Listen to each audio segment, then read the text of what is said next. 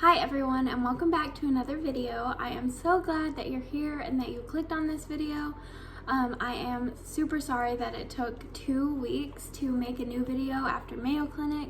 I just got super busy and had to schedule a bunch of appointments here and just get in the swing of things with physical therapy and with doctor's appointments and everything like that. So today I just thought it would be fun to do like a get ready with me and just an update on what all has been going on. So let's get into it. So I usually don't do like a ton of makeup or anything like that. I keep it pretty basic and pretty simple because, you know, I don't really care. I have no one to impress. Or I do have my husband, obviously, and I do want to look good for him every now and then. Sorry, Barnabas is being crazy per usual, but I'm just going to use this Maybelline Dream BB Fresh. I don't know. I'm not a beauty guru, and yes, my nails, some of them are falling off and some of them are still there, but anyway, I have my mirror right here, and you can see you. Oh, that looked weird. I don't really know how good I'm gonna be at concentrating on 2 things at once, but it's worth a try. Anyway, I would love to know how you guys have been, what you guys are up to. Not a lot of people leave comments, so I don't know who else watching my videos, but it would be really awesome if you could comment anything, what you're interested in, what you do for a living. If you have a chronic illness, what do you have? If you have anything similar to me, if you have any questions, feel free to ask anything. I have been going through my medical journey for probably about 4 years now, but I guess some of the things that we're realizing started way younger than we thought. Yeah, it's been quite the journey. Like I said, it's been 4 whole years since we started going to doctors and trying to figure out why I was getting sick so often or what all was happening. I'm just now starting to get answers this year, which is crazy because I mean, it's just so exciting, honestly. Like, I am so very thankful, but I did not realize how overwhelming it would be to actually have answers and have no one here to help me because, you know, not a lot of it is common or researched. I think hypermobile spectrum disorder and hypermobile EDS, which is what I got diagnosed with at Mayo Clinic, in case you missed the last video, it's not like widely researched, and it just started being researched in like the last 5 years. I have a while to go before everyone in Tennessee knows about it, but luckily I went to my primary care physician. If you're in the Chattanooga area, her name is Dr. Julie Bilbrey. I go to her, and maybe I'll just give you some of my doctors. I go to Dr. Jay White, he's my gynecologist. Jay Passmore is my dermatologist. My GI doctor is Dolores Hawk. I would highly recommend her. I love her. I wish she was a normal like GP or family practitioner. Sorry, Barnabas is getting into stuff per usual. You want my makeup? Yeah. Now I'm just using the Tarte Shape Tape Concealer. Yeah, she is amazing and she just cares so much about her patients. And that's just really interesting to see because not a lot of my doctors have done that. I got misdiagnosed about 3 or 4 years ago with hypothyroidism. And the medicine seemed to work for a while, and my thyroid levels were low. Then I went to a thyroid specialist because I just kept feeling worse and worse. And he pretty much told me he just saw that my thyroid had gone through some sort of trauma, but he didn't know why, and also like he didn't think it was hyperthyroidism. Sorry, I mean hypothyroidism. He didn't think it was hypothyroidism at all. This is so random, but I did live close to a nuclear power plant, TVA, if any of you are familiar with that. I used to, and I did for like my 19 years of growing up. And the thyroid doctor actually said that low level radiation can cause a lot of random health issues, but I'm not exactly sure because obviously hypermobility spectrum disorder, that would be a genetic mutation. They just haven't found which one yet. But yeah, it's just crazy to know that information and just wonder, you know, what all caused this or if it could have been prevented. But like, I don't blame anyone. I don't think like, I never think, oh, my parents shouldn't have let me live there, you know? It is just wild to, I don't know that there are random things that you never think about because it's so normal to you that could have affected you and your health. It didn't end up being hypothyroidism. And then I just could not get answers. I saw like 4 different primary care physicians, just a ton of doctors. The thyroid specialist, he did a thyroid ultrasound. I think he also wanted me to do a abdominal ultrasound because they thought my spleen could be enlarged. And then that found nothing. And then a bunch of doctors just started saying, I don't know how to help you. Your inflammation levels are high. I think it's the SED rate whenever you take blood work. My SED rate was high, but nothing else in my blood work was off. My sodium is always low, and just I will randomly have things weird with my blood. Like, I don't know. It'll be like on the cusp of too high, but it's still in the normal range, and my thyroid levels will fluctuate, and just like random stuff like that. Anyway, all of that, and then this year I went to see a gynecologist, and I told her, I won't mention her name just because of this story. She told me that that's a normal girl thing.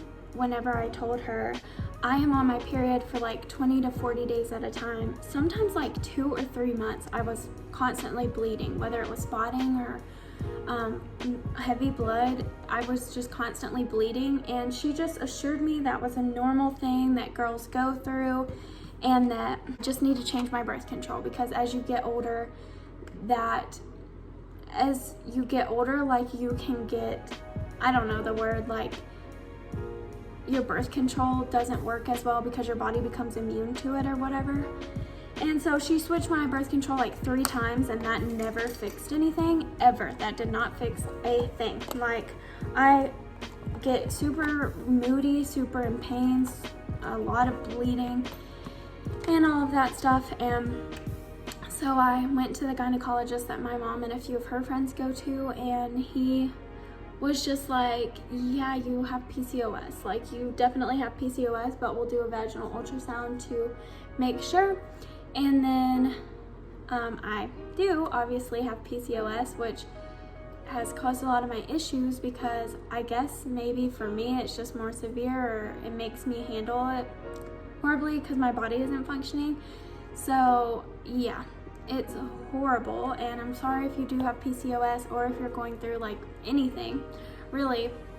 But throughout the 4 years, I just clinged to God and knew that in His timing He would give me answers, and I still just remained hopeful because what else can you do, you know? I didn't want to just give up. I knew something was wrong, and there are still things that could be wrong, but it's important that you do have something you can cling to or some kind of support system. And honestly, going to the Word of God every single day and just being reminded of Jesus and how redeeming and how satisfying and fulfilling He can be to you, even if your body may not work like it should, or even in hardships or anything that you're going through. I would just highly, highly recommend getting in the Word and just praying too. That was a constant help to me, just knowing that I have someone who is there, who listens, who knows my past and my future, and who knows like when the time's coming that I'll know what's wrong, or He just knows the whole future and why this is happening, when this started, when this is going to end. You know, it's just crazy to me that He does hold the whole world in His hands, and that just gives me so much peace, knowing that I may not know everything, but Jesus does, and you know, the bigger picture is eternity, not here. So that helped me a lot in the 4 years get through that. It was just crazy. There was so much blood work, so much poking and prodding. Also, my veins like collapse, and so I always have trouble getting blood work. I think my team has finally figured out something that like works, which I guess I'll go ahead and tell you just in case you have the same issues as me and your veins do collapse. This beauty blender is from e.l.f. by the way, if you're wondering. I don't really know where everything I have is from because some of it's older, but maybe I'll try to link some stuff below. I can probably do that. My veins collapse whenever they have the tourniquet on it. They actually have to like use a smaller needle and get a vein in the middle of my arm rather than trying to, hold on, I can probably show you. So, you know, they usually try to take blood from like here, I guess, because your veins are bigger. They've started taking mine from this vein, which you may can actually see it's like blue, or like right here instead of all the way up here with a smaller needle, so it takes longer, but it works way better, and they usually only have to poke once, and used to they were having to poke like anywhere from 2 to 6 times, sometimes even more.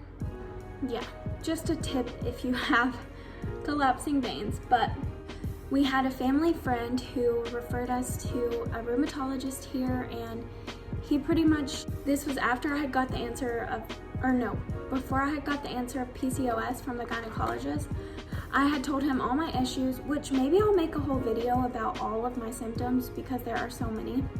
But he pretty much just said, like, he has no idea what's going on. And I had asked him because I thought there was a possibility that I had fibromyalgia and hypermobility, because I remember when I was younger, I could always like do weird things with my legs. It wasn't normal. It was like more of a, oh, that's kind of weird. Like my leg kind of could curve like at my knee, which, you know, isn't normal, and just weird things like that. And people would always make fun of my legs for that.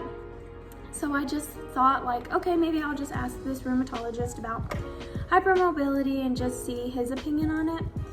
And he pretty much told me, you know, all women have that, so it's really, he didn't even look at me, honestly, and he just touched the trigger points for fibromyalgia, which I told him they do hurt if I have a high pain day. But, you know, he just pretty much was dismissive, said all women have that, and there's really nothing I can do for you other than refer you to a rheumatologist at Mayo Clinic.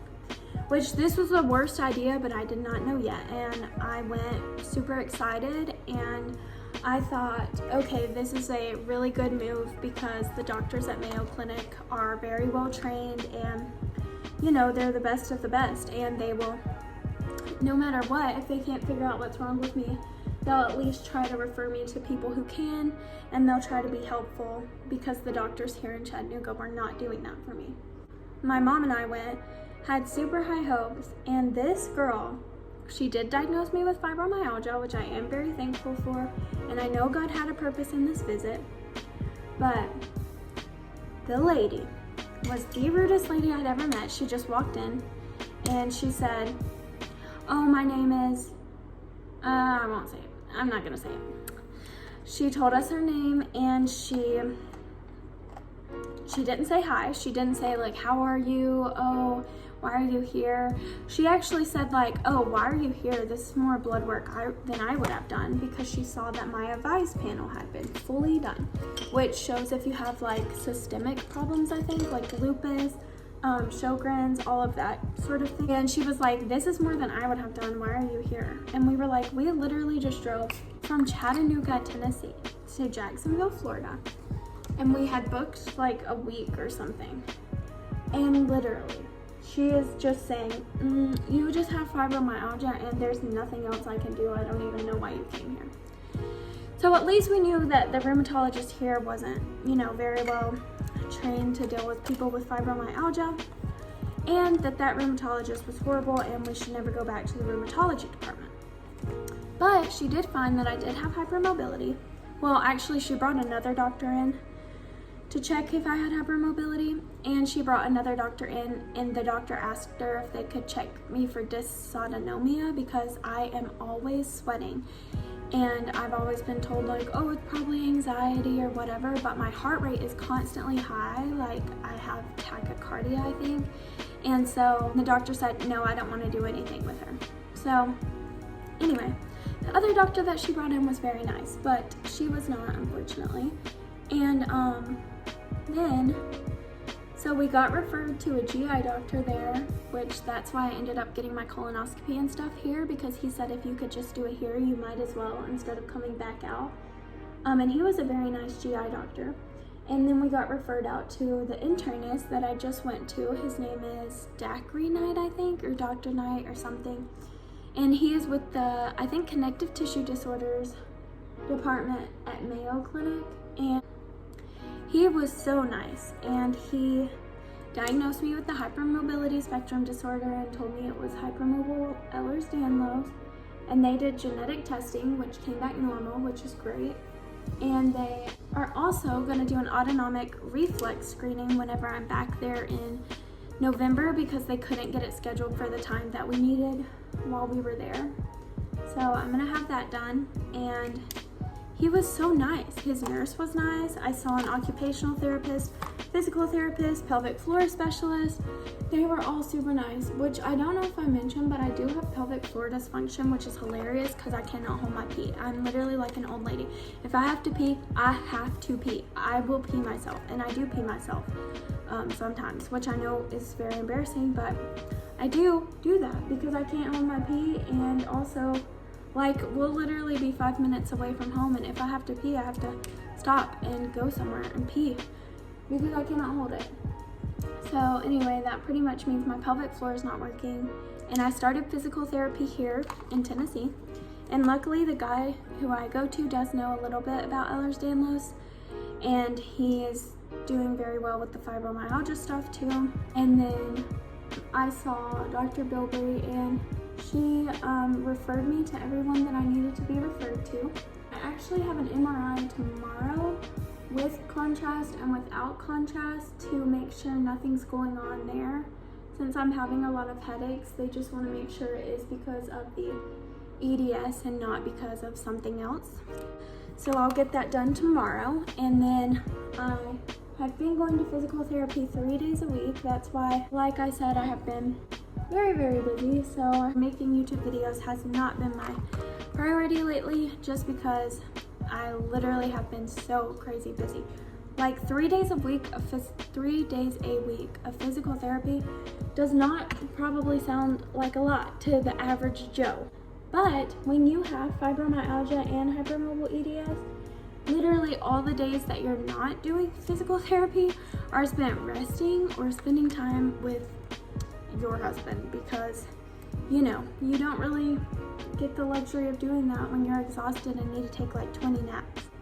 That's what's been going on lately. And oh yeah, I'll start pelvic floor physical therapy, which is so disgusting. I'm not really gonna further explain, but that'll have to be done to train my muscles how to work. So that's gonna be probably so fun. So I will have to go back to Mayo Clinic in November 12th, because I wasn't really gonna say anything, but I just feel like I will, just in case. I don't know, whatever. They did find something kind of fishy or suspicious on my echocardiogram. So we have to go back and see a cardiovascular disease doctor and just make sure everything's going okay there. And a few other things that I'll have on there, like I'll see a physical therapist just to get his recommendations on what I should be doing. And then I'll also get that autonomic reflex screening done. And I think that'll be pretty much it. I will meet a psychiatrist there just for the fibromyalgia part of it, since it is like your brain overstimulating constantly.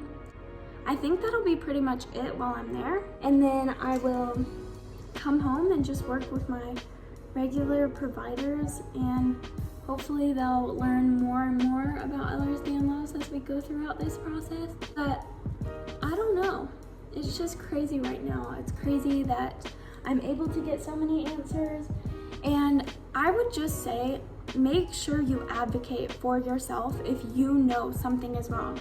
Like, I do not regret one thing in the past 4 years. Like, yes, I so wish that I could have seen a doctor who knew what was wrong with me right away.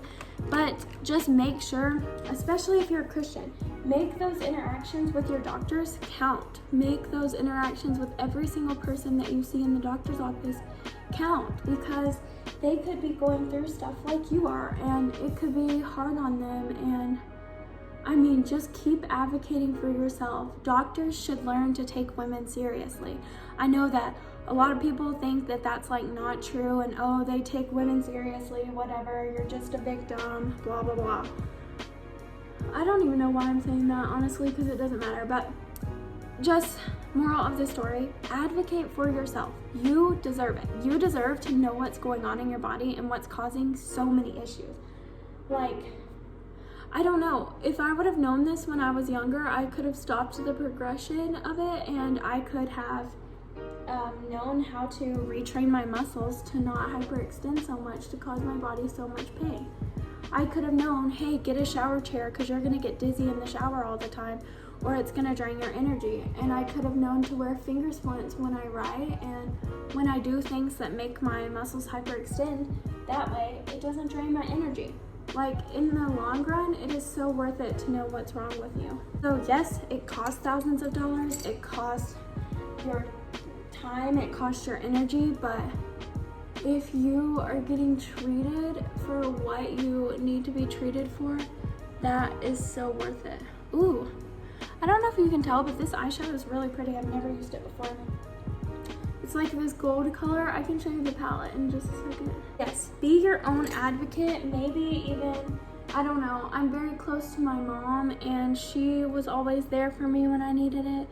When I couldn't be my own advocate, you know, like she would stand up for me because she knows how exhausting it is.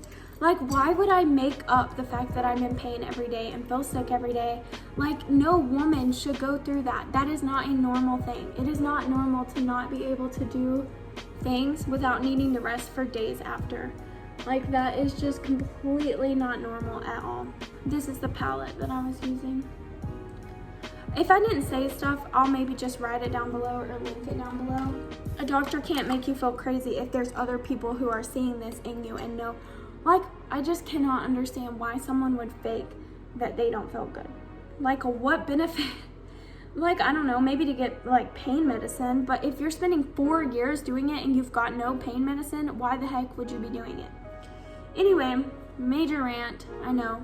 I want to know how I can be praying for you guys. I want to know if you have any questions that you have for me about the new diagnosis, or I mean like about anything else going on. I will know about the echocardiogram and that stuff in the middle of November-ish. And of course, I will try to keep you guys updated as much as I can. I'm sorry if I don't post as much now, just because I am trying to get through physical therapy and I'm trying to also have a life outside of that. You know, I can't just be controlled by the disability that I have. So I would love to connect with you guys. I would love to know how to pray for you guys. I would just love to know that you exist. So feel free to leave a comment. You can leave your story. I would love to read it and hear it and connect with you. Or you can, I don't know, leave your hobbies, leave fun videos that you want to see in the comments. And please also, if you would, subscribe and like the video as well. It really helps just my channel to grow and for people to see my channel in the algorithm. And that would be really helpful. But, you know, you never have to do anything that you don't want to do. And oh no. I just poked myself in the eye and now my eye is gonna water even though I have a ton of makeup on. I'll clean it up. Sorry, so pretty much what just happened was I stabbed myself super hard in the eye and then I ended up having to change shirts because mascara got on my sweater. So, love that. But just finishing up with some mascara. Yeah, I just hope you guys have a really good day, a really good weekend or a weekday whenever you're watching this. And please, again, feel free to leave video recommendations. Hope you have a great day. Thank you so much for watching this video and thank you for following along on my journey.